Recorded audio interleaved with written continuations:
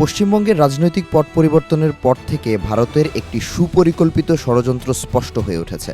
একের পর এক পুশিনের মাধ্যমে বাংলাদেশকে অস্থিতিশীল করার অপচেষ্টায় লিপ্ত মোদি সরকার। তবে বিএসএফের পুরনো ট্রাক ও ফ্লাডলাইট কৌশল ব্যর্থ করে দিয়েছে বিজিবি ও স্থানীয় বাংলাদেশিরা। নীরব এই পরাজয় মেনে নিতে না পেরে ছায়াযুদ্ধ শুরু করেছে নয়াদিল্লি, যেখানে বাংলাদেশের ভৌগোলিক দুর্বলতাকে অস্ত্র হিসেবে ব্যবহার করতে যাচ্ছে ভারত। জামালপুর ও কুড়িগ্রামের ৭২ কিলোমিটার দুর্গম সীমান্ত এলাকা এখন ভারতের নতুন টার্গেট। কারণ বিশাল এই এলাকার বড় অংশই ভৌগোলিকভাবে অত্যন্ত দুর্গম।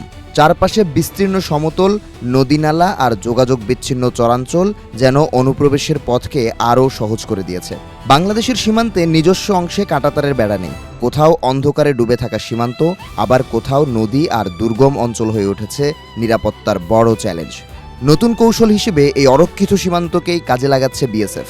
নদীর পার্শ্ববর্তী চরাঞ্চল আর যোগাযোগ বিচ্ছিন্ন এলাকাগুলো এখন তাদের গোপন রণক্ষেত্র। কিন্তু এখানেই লুকিয়ে রয়েছে বাংলাদেশের অদৃশ্য মাস্টার প্ল্যানের ইঙ্গিত। গত ১৫ জুন দেওয়ানগঞ্জে বিএসএফের পুশিং চেষ্টা বিজিবির তাৎক্ষণিক প্রতিরোধে ব্যর্থ হওয়া নিছক কাকতালীয় ঘটনা নয়। স্বরাষ্ট্র মন্ত্রণালয় কর্তৃক প্রকাশিত চাঞ্চল্যকর পরিসংখ্যানে রয়েছে গভীর কৌশলের আভাস। ৩০টির বেশি পুশিং চেষ্টা সফলভাবে প্রতিরোধের পেছনে কাজ করছে একটি সুচিন্তিত পরিকল্পনা। পশ্চিমবঙ্গে ক্ষমতার পালাবদলের পর প্রায় ২৫০০ ব্যক্তিকে পুশিং প্রচেষ্টার বিপরীতে মাত্র ১১ জনকে বিএসএফের কাছে ফেরত দেওয়া এবং ১৮৩ জনকে পুশব্যাক করা, এই সংখ্যাগুলোর মধ্যেই লুকিয়ে আছে বাংলাদেশের কৌশলগত দক্ষতার প্রমাণ। সম্প্রতি স্বরাষ্ট্রমন্ত্রী জানিয়েছেন, সীমান্তের ঝুঁকিপূর্ণ স্থানে কাঁটাতারের বেড়া তৈরির সিদ্ধান্ত নিয়েছে সরকার। মিয়ানমার সীমান্তের হত্যা, অনুপ্রবেশ, মাদক, অস্ত্র ও গোলাবারুদ পাচার সহ আন্তঃসীমান্ত বিভিন্ন অপরাধ দমনে এই উদ্যোগ নেওয়া হয়েছে। পাশাপাশি ভারত সীমান্তের স্পর্শকাতর স্থানগুলোতেও কাঁটাতারের বেড়া নির্মাণের পরিকল্পনা বিবেচনাধীন রয়েছে।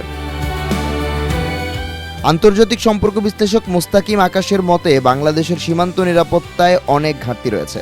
নিজস্ব সীমানা বেড়া না থাকা কিংবা অবকাঠামোগত সীমাবদ্ধতাও সংকট আরও বাড়িয়েছে। তাই বিএসএফের এই কৌশলগত অনুপ্রবেশ রুখতে প্রযুক্তি নির্ভর ব্যবস্থা মোতায়েন প্রয়োজন। ভৌগোলিক দুর্বলতাকে কৌশলগত শক্তিতে রূপান্তরিত করার এই কৌশলকে সাধুবাদ জানাচ্ছেন বিশেষজ্ঞরা। এই অদৃশ্য মাস্টারস্ট্রোকই ভারতের সুপরিকল্পিত ষড়যন্ত্রের বিরুদ্ধে প্রধানমন্ত্রী তারেক রহমানের উপযুক্ত জবাব বলে মনে করছেন অনেকে।